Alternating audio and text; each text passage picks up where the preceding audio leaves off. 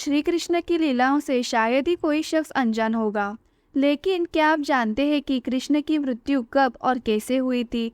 वो कौन था जिसके हाथों श्री कृष्ण की मृत्यु हुई? मानवता और मानव जाति को लगभग नष्ट कर देने वाला कुरुक्षेत्र का युद्ध अब शांत हो चुका था। अपनी जीत पर पांडव खुश नहीं थे, बल्कि युद्ध से हुई तबाही को देखकर उनका मन बहुत ही विचलित था। युद्ध के बाद श्री कृष्ण पांडवों के साथ गांधारी और धृतराष्ट्र के पास बेटे दुर्योधन की मौत पर शोक जाहिर करने और क्षमा मांगने पहुंच गए थे।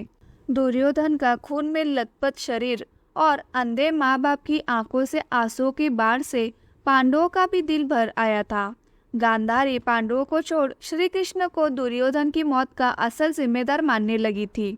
गांधारी ने श्री कृष्ण पर चीखते हुए कहा कि आप द्वारकाधीश हैं, जिनकी पूजा मैंने खुद विष्णु अवतार मानकर की। क्या आप अपने किए पर जरा भी शर्मिंदा नहीं है? आप चाहते तो अपनी दिव्य शक्तियों से इस युद्ध को टाल सकते थे। बेटे की मौत पर आंसू बहाने वाली एक माँ का दुख तुम खुद अपनी माँ देवकी से जाकर पूछो, जिसने अपने 7 बच्चों को अपनी आंखों के आगे मरते हुए देखा था। इसके बाद गांधारी ने कृष्ण को श्राप देते हुए कहा कि यदि भगवान विष्णु के प्रति मेरी आस्था सच्ची रही हो तो आज से ठीक 36 वर्ष बाद तुम भी इस धरती पर जीवित नहीं रहोगे। द्वारका तबाह हो जाएगा और यादव वंश का हर इंसान एक दूसरे का खून का प्यासा हो जाएगा। ये कहकर गांधारी श्री कृष्ण के चरणों में गिर गई और रोने लगी।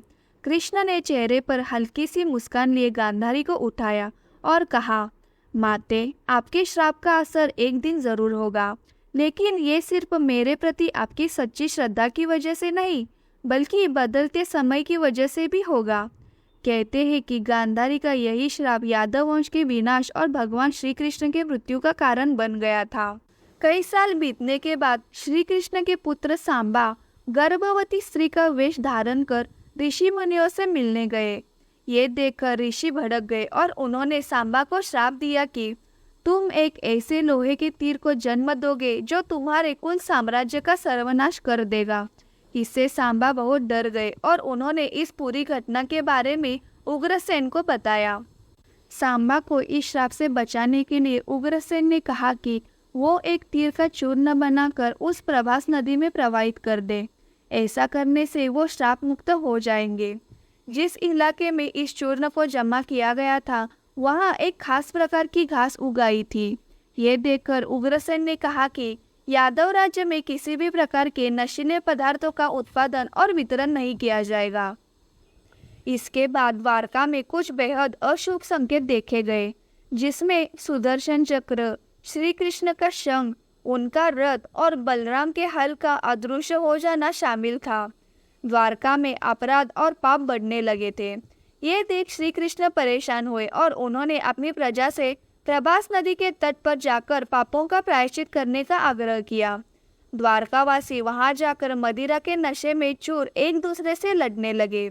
गांधारी के श्राप के अनुसार यादव वंश के सभी लोग आपस में लड़कर मर गए। इस घटना के कुछ समय बाद श्री कृष्ण एक पेड़ के नीचे योग समाधि ले रहे थे।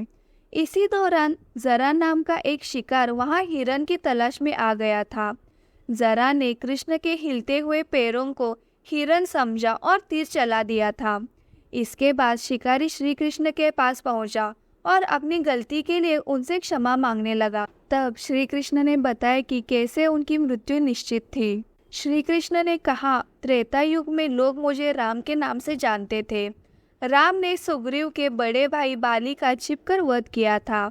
अपने पिछले जन्म की सजा उन्हें इस जन्म में मिली। दरअसल जरा ही पिछले जन्म में बाली था। ये कहकर श्री कृष्ण ने अपना शरीर त्याग दिया। श्री कृष्ण की मृत्यु को ही कलयुग की शुरुआत माना जाता है। दोस्तों, यह जानकारी आपको थोड़ी सी भी अच्छी लगी हो तो वीडियो को लाइक कीजिए और चैनल को प्लीज़ सब्सक्राइब कीजिए।